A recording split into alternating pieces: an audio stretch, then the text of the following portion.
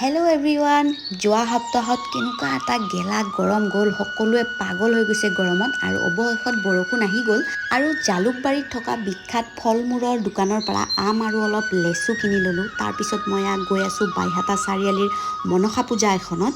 এয়া আহি পালোঁ ননৰাৰ বৰবকুল তলৰ বুঢ়া ডাঙৰীয়াৰ থানত হৈ থকা মনসা পূজা। আৰু প্ৰথমতে সেৱা কৰি ল'লোঁ মা মনসাক।